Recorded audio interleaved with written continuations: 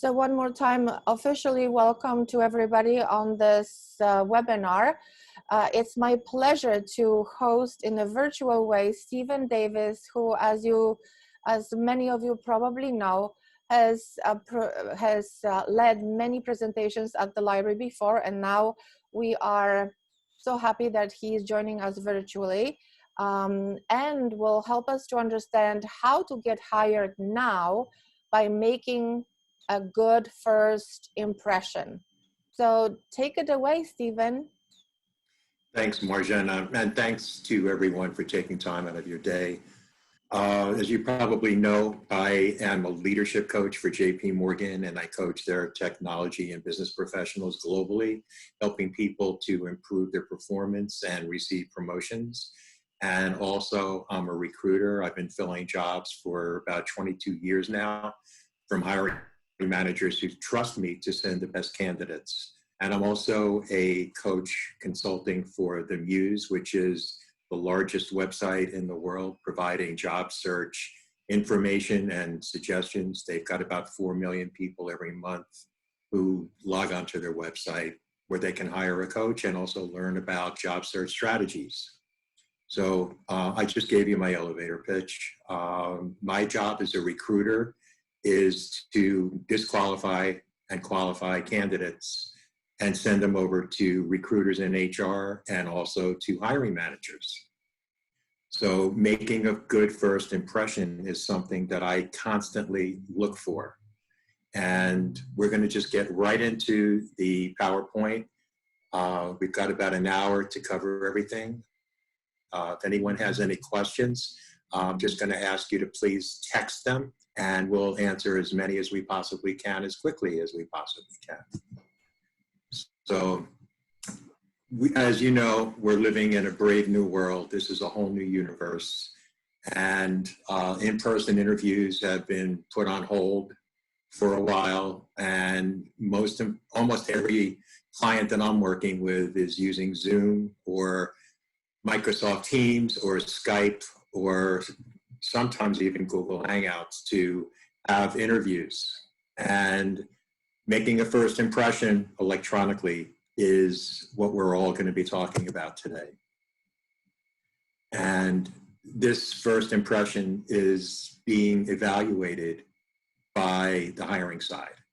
So as we're thinking about our next career move, it's important to think about positioning yourself as not just another candidate, but as one of the best candidates. So we're going to be talking about strategies in order to be able to do those things. And this is a disclaimer. These opinions and these suggestions and this feedback that I'm sharing with you is all based on my experience as a recruiter and a career coach and a leadership coach. There's information available anywhere, all over the internet. And I'm asking every single one of you just to look deep inside of yourselves and make the best choice for you.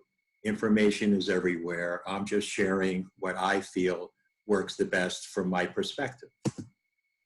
And any one of you that's attended the workshops at the library has seen this slide. A goal without a plan is only a wish. And I encourage everyone, and this is for myself as well, as much as possible to live your life working on a plan that's going to be targeted to achieving your goal. So the images that you see are people that are remotely interviewing. And we're going to be talking about how do you even prepare to interview on a Skype or a Google Hangouts. It's not the same as shaking hands, sitting down, and looking at someone face to face. So it's a new unreality, which is what I call it. And the goal today is going to be to share and discuss and do a deep dive into the challenges that are associated with video interviewing so you can do the best you possibly can. And we're going to talk about 11 separate suggestions here. So first and foremost, as I'm sure you all know, it's important to prepare for the interview just like it's in person, but it's not. So outside of traveling to the office where you would normally be interviewing, the preparation is the same. It's just the delivery that's going to be different. Now, this may sound a little hokey to everyone, but I have seen people interviewing with me who have been dressed very informally, sitting on a sloppy chair. For one example, this happened to me this morning. One chance to make a first impression. If you're scheduled for an interview, please, it's not just preparing your elevator pitch, getting ready to answer questions. It's a matter of your first impression visually. So I'm not suggesting that the men wear sport jackets or suits or ties, or women wear very formal dress wear. I'm just suggesting that you dress the way you would if you were going to be going in person. Otherwise, you're going to be making an impression with someone that may not be the best. And we're going to get into technology here, because as opposed to a live interview, we're dealing with so many variables: lighting, video positioning, audio. So it would definitely help to prepare if you can practice and see what you look like and listen to what you hear like, what you sound like. Witness yourself. You can even record it. It would be very, very helpful. And the camera angle should be at eye level, because if it isn't, there's not going to be that eye contact. And as you all know, it's a good first impression, making eye contact. So it's really important just to check out your sound, your speakers, the clarity of your video, just to make sure that everything looks well. And then a quiet area. That's the tough part with everybody working at home. If you have a family and children and a TV might be in the background, you might have people running in and out of the room that you're interviewing with. So it's distractions. Please think, what if? What if something would be a distraction? And then lighting. Lighting is really important. I really personally haven't paid too much attention to it when I'm conducting my coaching virtually, until someone mentioned it to me that I look like I'm in the shadows. Well, I appreciated it and I improved the lighting. Using a phone, it's really helpful if you're going to be interviewing through a phone, which is not the best option, to make sure that the phone is resting on a solid piece of equipment, whether it's a holder or a desk, something that's solid so it won't fall. And this is a fact as a recruiter. No one will schedule an interview with you if you're not qualified on paper. Think about it. Recruiters are very anxious to pass the strongest candidates along to hiring managers.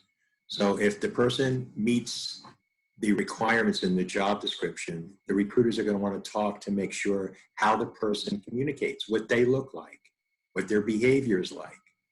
So you just don't want to get that far. You want to get to the next level. And the key here is being yourself. And in this world that we're living in, where we're not accustomed to having so many video interviews, we're going to be nervous. So I would encourage everyone to accept the fact that you're going to be nervous, although the more you practice, the more confident you'll be. So make sure that you focus on how you want to be perceived, because looking for a job is not about you. It's about how you match with the hiring side. How people will understand who you are is really important.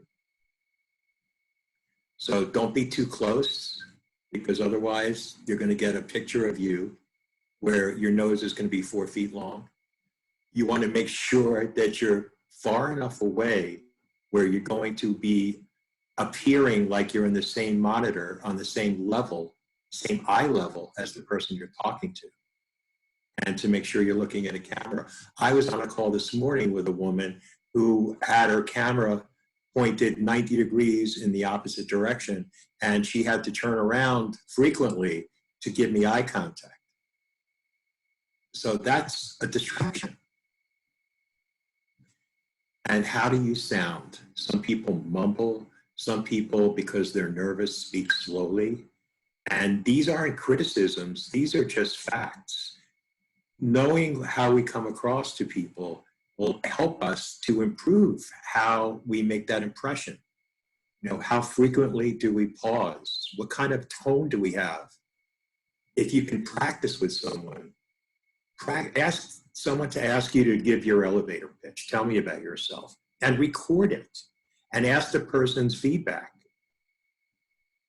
because knowledge is power. And the more you can get this feedback and understanding before you actually have the real interview, the better you'll do.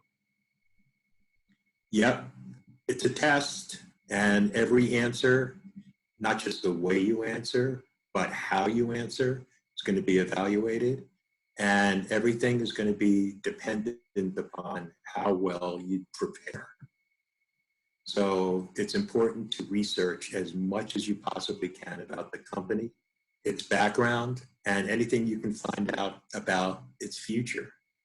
And if you're working with a recruiter, whether they're in HR for the company or an agency recruiter like me, they want you to do well because they're going to look good if you do. Ask them questions. Ask them about the person you're going to be interviewing with or the people you're going to be interviewing with, and ask how, if they've even worked with them before, or what their personalities are like, or what their interviewing styles are like. Don't be afraid to ask these questions. And you can do research on LinkedIn and especially Glassdoor, because as you probably know, there are reviews from interviewees on Glassdoor, and they document what they have learned and how they've been treated. So doing that homework is going to help enormously in preparing to deal with someone's personality based on what you've read about their interviewing style. Have a very deep understanding of the job, the title, the responsibilities, and the expectations. And we're going to get to questions you might ask later in this presentation. But some good ones are, if you were to find out how somebody else has been successful, what has caused people to fail, why people have failed, and asking questions like that. Don't ask the textbook questions like, what's a typical day like, or what keeps you up at night, because everyone asks them. You want to be better than everyone. And that's my goal here. I don't want you to just come away with this presentation today thinking, oh, I have some good tips. I would like you to kind of do an introspective evaluation of you and think about how your first impression is going to be reacted to. So make sure also your online image represents you in the best possible way, your presence, because you're a brand. I'm a brand. Science, industry, and business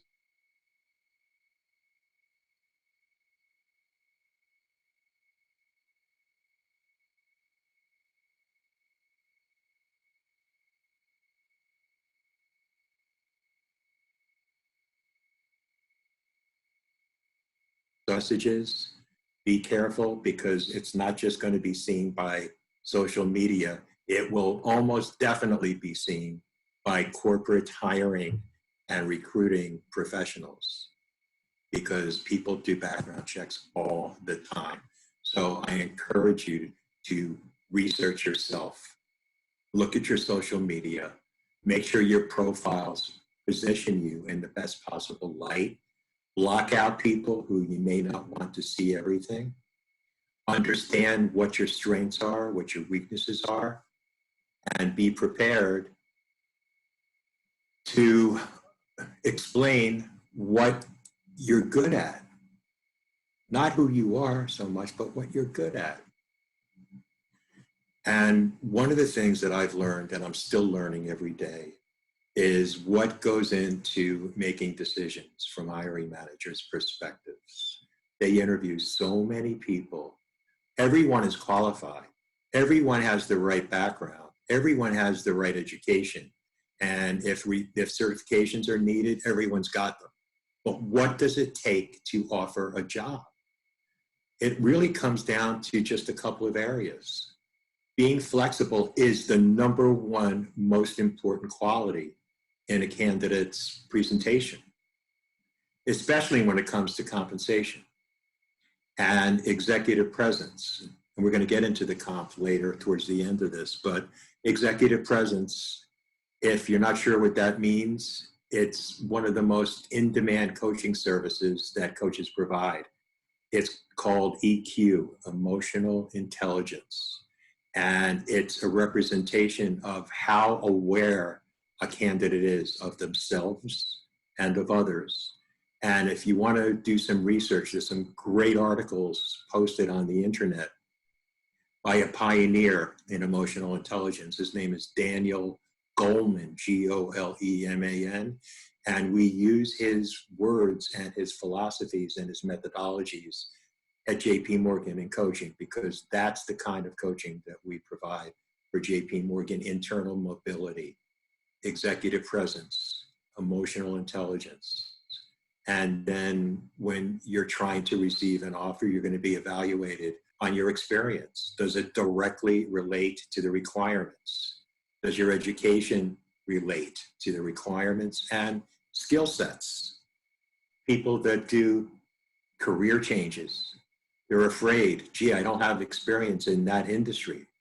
People that are moving from the commercial world to the nonprofit world, that's one of the biggest obstacles. I have no experience in nonprofit. And the other way around. Individuals that are working for nonprofit organizations, colleges, universities, hospitals, they want to get out and get into the business world. Transferable skills. It can be done. It happens all the time. And the first impression that everyone makes outside of their LinkedIn and their resume is the answer to, so tell me about yourself. And because we're not shaking hands, looking at someone's face, sitting down in their office, asking them for water or coffee, it's all virtual. And that's why the elevator pitch delivery is everything. Because there's only one chance to make a first impression, and that's usually it. And when I mentioned I really would like every one of you to be the leading candidate, it's because I have witnessed people describing what they do, giving a background of what's on their resume. Well, I hate to tell you, you're not your resume. It's not enough to describe to managers and recruiters what you do. You've got to position yourself as one of the best candidates. And that requires practice on the delivery side. How are you going to communicate it?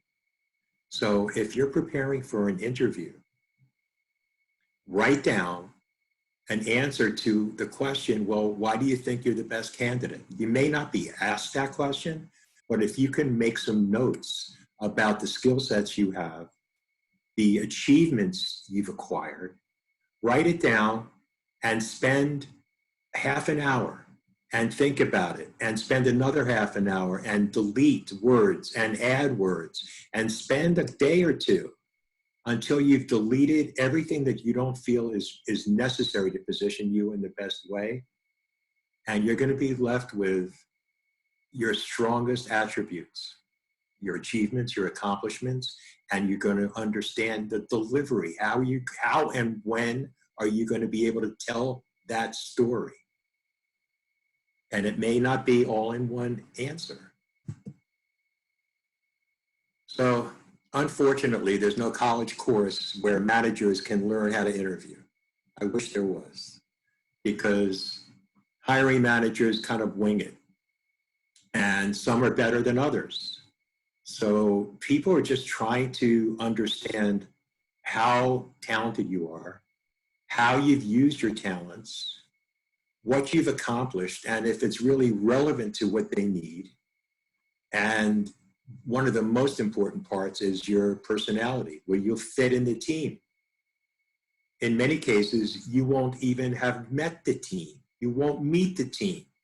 You meet the recruiter, then you meet the manager, then you might meet the team. But you're being evaluated based on your personality and your emotional intelligence, because the recruiter and the manager might know the team, and they're going to visualize how you, your personality, your communication is going to fit in the culture of the company. Because as you know, every company has a different culture. And these are skill sets that I have made notes of over the years that absolutely are required. That a good interviewer or a bad interviewer, they're looking for, number one, first and foremost, how do you talk? Not so much what do you say, but how do you say it? How do you deliver it? And are you motivated? If you're a project manager, I'll ask somebody, oh, are you PMP certified? And someone will say, yes, I am. As opposed to, it took me a long time to decide if I wanted to go for the certification. I decided to do it, and I'm so glad I did because it's improved my performance. Two different answers. And that positive attitude. And a lot of managers will ask questions like, how do you handle conflict? Behavioral interviewing is rampant. Almost every interview includes a couple of behavioral questions. And are you trustworthy? People won't know that, but they'll get a gut feeling about that. Just like you will if you met a complete stranger. You're meeting me, I'm a complete stranger. You're thinking, does this guy know what he's talking about, or is it just full of hot air? Well, that's trustworthiness. I'll leave it to you, and we're not going to do a survey at the end of this. How creative are you? What are your problem-solving skills? The way you answer questions, you can lead a conversation, answer a question, and integrate an example. Would you like an example of a problem I faced that's really caused me to rethink my career? Being responsible for your actions. And do you have integrity? Do you keep your word? This, and flexibility, as we mentioned earlier, but these are all soft skills. There's nothing you can do to take a course to get any one of these line items in your itinerary or in your delivery. Nothing you can do. It's just being who you are. And offers only come down to two things. Two, does the person have the skills, the knowledge, and the experience to step in, do the job with a minimal amount of ramp-up time? And the second is equally as important, sometimes more important, because I've seen candidates, as a recruiter, I'll submit 3 of my best people to a job. If one person only has 75% of the required skills, and the other 2 have 90 usually or more, but the third person who has less skills has an engaging personality, someone that I just feel is easy to talk to, will connect with anyone. What we call in recruiting a walking hire, where everywhere this person's going to go, they're going to get an offer. That can overcome a lack of experience in many cases, because ultimately the person that extends the offer is on the hook. If the person doesn't work out in 3 months, if they resign, or if the manager doesn't think it's a good fit, the person who extended the offer is going to be responsible. And that could be a career-ending responsibility. There's a lot that's going on the hiring side. The more you can practice, the better you'll be. And we're going to look at some questions and answers that I would really like you to think about, because they're great questions. I've witnessed hiring managers do a Jekyll and Hyde personality switch. When I'm talking to them, they're casual, easygoing, sure, send the person over. And sometimes they allow me to attend the interviews. Not always, but sometimes they do. And they turn into almost a confrontational interview. So why did you leave your last job? So tell me about a time you failed. What's your biggest weakness? Why are you even qualified for this job? And they take that tone that I'm sharing with you and they do it on purpose. And other managers, because there's no course interviewing 101, they'll do the exact opposite approach. They'll take casual. So, it looks like you had a great career, went to a great school, you traveled, you went to school in England, interesting. And I've seen candidates fall into the casual trap. And more times than not, they'll say things they felt they could have said better, but they didn't think it through because they were so relaxed and casual. And a couple of times people have said things that they actually regretted. So please be careful. And asking good questions like, what's your management style? Even if you're not a manager, you could definitely empower people that you work with, colleagues, friends. You're not managing them, but if a question is asked, you can explain how you impact people, how you improve people, people's performance. And asking managers that question is really, really important as well. And the last bullet, what are your 5 biggest accomplishments? Please make a list of at least 3 of them. And they have to relate to the job that you're going for. And intuition and gut feelings, they drive decisions. Some managers that don't trust their gut feelings will schedule 2nd and 3rd round interviews to either validate or invalidate their thoughts because everyone else is making a decision based on their intuition. So that's why communication is critical. And there's a framework to answer questions. One of the biggest things that I found in interviewing candidates is they talk too much. And a lot of people just answer in 1-sentence responses. So please think about answering sentences in mini paragraphs, because interviewing is not just about questions and answers. Folks, it's a 2-way street. And the more that you can transform the questions and answers into a conversation, the better you will do, and you'll get closer to getting that offer. And I've seen too many questions not answered directly and succinctly. And I personally have had to, as we say in this slide, pry out that information because they're not sure what the questions are. And I think that happens to a lot of people. I was on a coaching call yesterday and I was doing a practice interviewing session, and the woman answered the question, but it wasn't what I meant. And she asked me, is that what you meant? And I said, no. And I suggested, if you doubt even remotely that you're not answering the question in the way it was asked, there's nothing wrong by saying, I just want to make sure we're on the same page. Is this what you mean? I just want to be sure. Because if you do that, some people are afraid to ask that question, but if you do, it's an indication of how you would work on the job. If your manager asked you to do something and you weren't sure, that exercise will prove to a decision maker that you're just with your gut feeling. So, Library, how may I help you? no more than 2 to 3 minutes per answer. Otherwise, it's Yes. put people to sleep. Yes.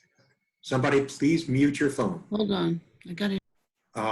If you even explain why you believe the position needs to be filled, think about it. You're preparing to answer questions. You're preparing to share information about you in your elevator pitch. As the manager does deep dives into skill sets and behavioral questions, you could always introduce this thought. And you know, when I read the job description and the more I'm listening to you, I think this is the reason why this job has to be filled. It's critical for your company. It shows that you're not just answering questions, you're thinking.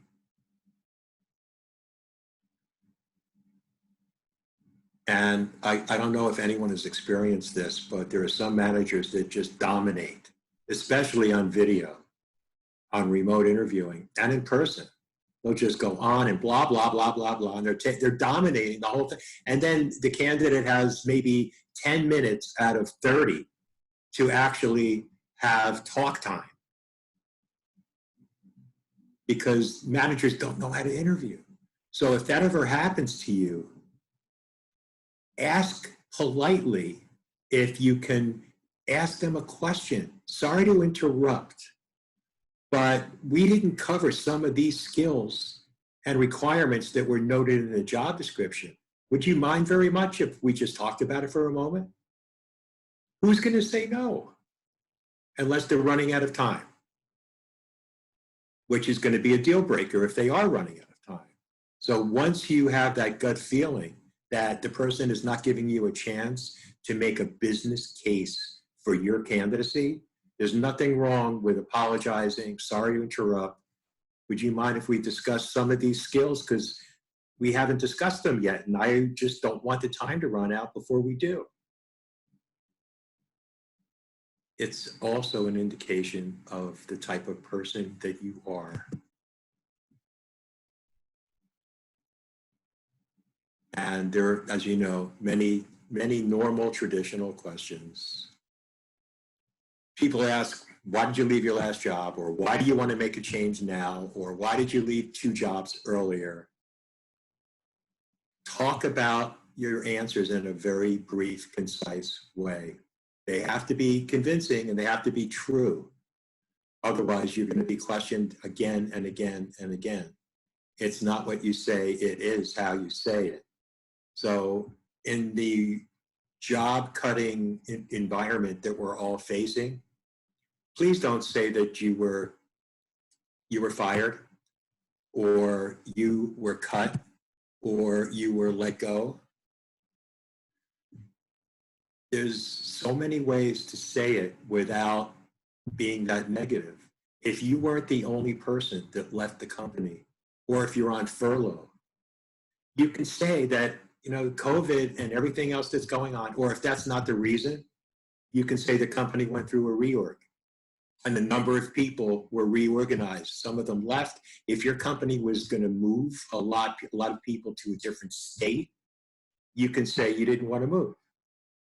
Be part of a group. Don't say that I was cut, my position was eliminated. Don't go down there. And you're not lying.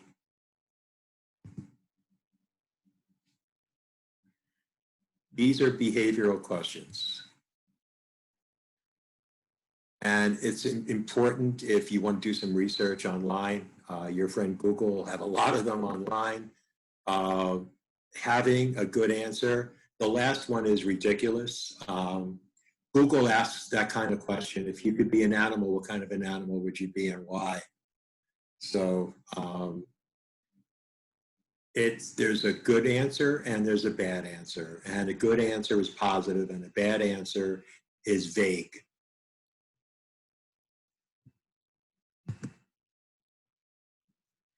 And this is a framework that I use when I interview and when I write resumes. And it's extremely efficient. If someone asks you if you're qualified to do a job, instead of saying, yes, that's what I did at XYZ company, think about this acronym, PAR, P-A-R, and it has nothing to do with golf. Explain a problem or a project that you had that's relevant to the question. Very briefly, and then very briefly again, talk about what you did. You saw the problem, you analyzed the problem, and based on the problem, you took actions. And then what were the results of your actions? The PAR, the problem, the actions, and the results. That's all people really care about.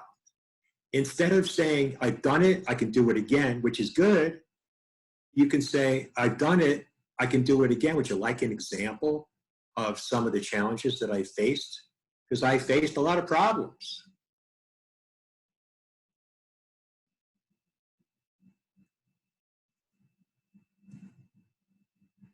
And it's called case-based interviews.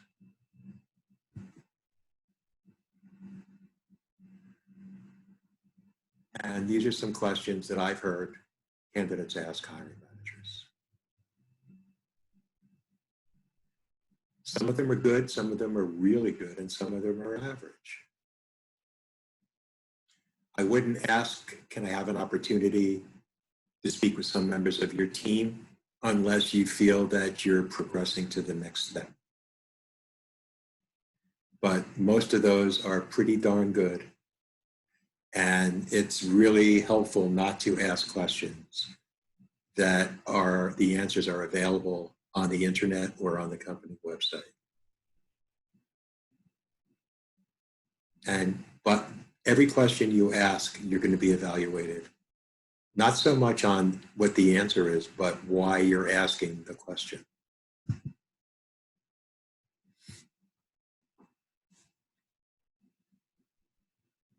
And when I mentioned earlier, you absolutely have the right to lead the conversation. If you want to prioritize some skill sets that you have and make the managers and the recruiters realize that you really are one of the best candidates, bring it up if it hasn't been. And not just asking questions, but think about it. These people, managers and recruiters, are asked questions every day of the week. You know, what keeps up at night? I mean, all these textbook questions. Be different. You know, talk about past accomplishments. Ask them about people that have held the job in the past, maybe. Why did they do their job so well? Or what did you find needed to be improved? Be different. And again, there's so many of these questions. Overqualified, it happens all the time. I deal with it all the time. If a job requires 7 years of experience and somebody has 20, they're going to be perceived as being overqualified.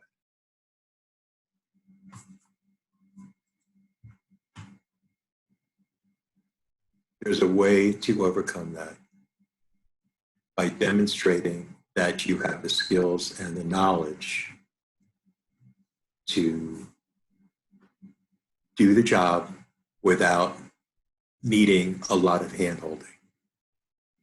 And I'm going to pause this for a second because I need to plug in my battery.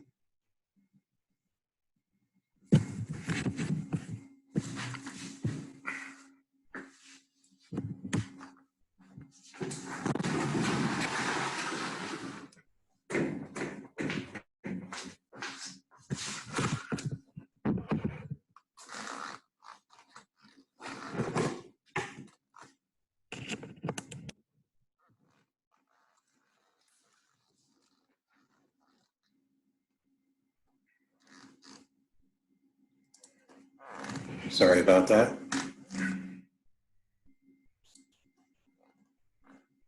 So that was the PAR example. And asking provoking questions, thought-provoking questions, is really important. And expect to be nervous. And innocent sounding questions very often disguise objections, like the overqualified question, or why did you leave your most recent job? Or do you have a degree? Innocent sounding questions, but they are disguising objections. Please practice your answers. We're going to talk about salary. Managers usually never talk about salary. It's us recruiters who want to qualify people. So it's important to know what you're worth. I strongly suggest doing research on Glassdoor and do a search for your job title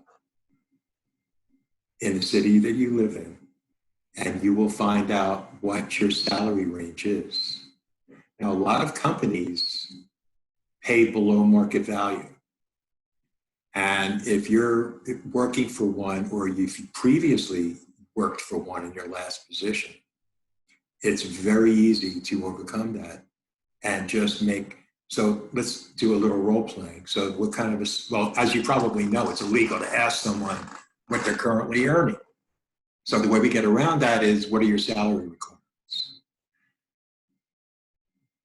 One of the best ways to answer that is, as you probably know, the industry that I'm in and the company that I'm working for is a little under the market value. But I am looking at opportunities similar to the one that we're discussing, and the salary for someone with my skills and my knowledge and my experience is give between a 10 and a 20K range. And if you're open, because people are going to do a background check and an employment check, and they're going to do research to find out if what you're saying is true, but just mention that this is what your fair market value is. If you are earning $80,000 a year and you're looking at positions for 90 to 110, and the job you're interviewing for, you don't know what their salary range is, but you feel it may be 80 to 90. You can say that I'm looking for positions just like this in the range between 90 and 110, but I'm flexible. I'm just looking for what I'm worth, my fair market value. It appears to be within that 90 to 110. And the answer will determine where you go from there. And yes, most companies do want to make a fair offer, but I'm sure you all know they want to bring in people for the least amount of money. But they also want to bring in people that they know are going to be a strong match. So you have some leverage. Recruiters are enormously helpful to find out salaries. And they're not always right. I've seen negotiations go above what recruiters are talking about.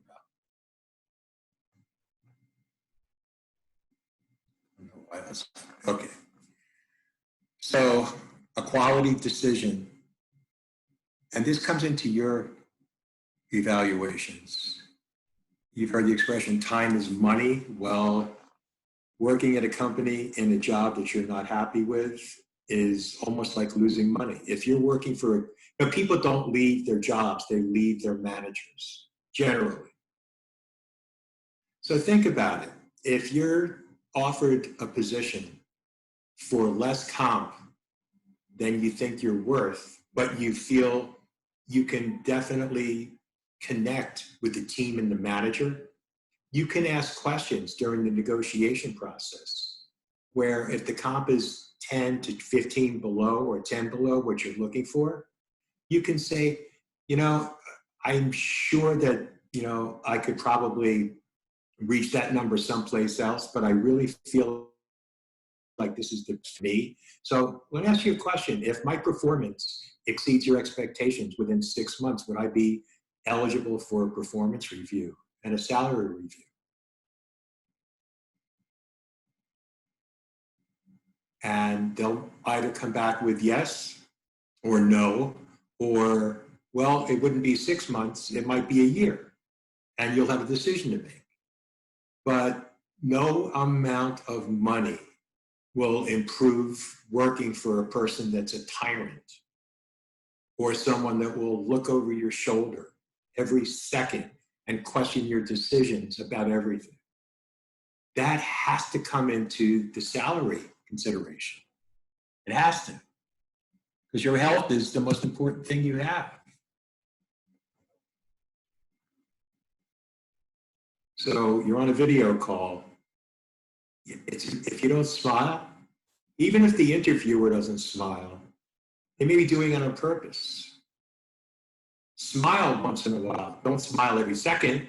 Don't look like Ronald McDonald, but smile because it shows who you are. At the very beginning, we were talking about being true to yourself. Be yourself.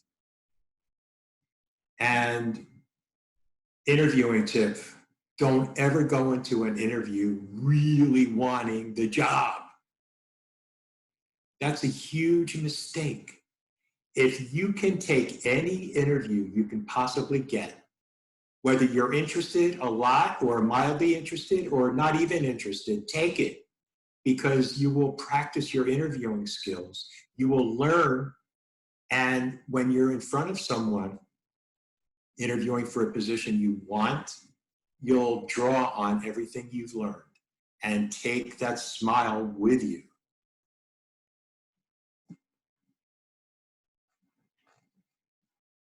So most people feel they have to send a follow-up email. And it's important, and it should go out within 24 hours. But what's in the email? That's more important than sending the email, because there's just textbook emails. Thanks for taking the time for our call. Looks like I'm qualified. Have a nice day. Bye-bye. Here's my, no. You want to be better than any other candidate. So if you can make a point to remind the person about something they asked you about that you felt you hit out of the park. And I was just thinking about the question you asked about A, B, and C. And my answer, I even thought about it more, and I thought maybe this might be another thought I'd like to share with you about that. That was such a great question. Personalize it. And the days of snail mail follow-up letters have pretty much gone the way of dinosaurs. But imagine that you're at your office, you're a hiring manager. How much snail mail do you get at work? Not a lot, unless they're bills, which is what I get. But if you get a note or a card, a greeting card, or a handwritten note from someone you interviewed with, the manager is going to open it. If the manager has an admin, the admin's going to open it and give it to the manager, or not open it and give it to the manager. How many other people do you think are going to be sending a follow-up note or a card? Not many. Being different. The elevator pitch. Be different. How you answer questions. Be different. So if you can include some of these objectives, of course, thank them for their time, which everybody does. And remind them that you're really enthusiastic about what they do. Talk about them, their career path, and how they got to where they are. And then mention your accomplishments and your qualifications and how they fit in with the manager's team. That's really what managers love.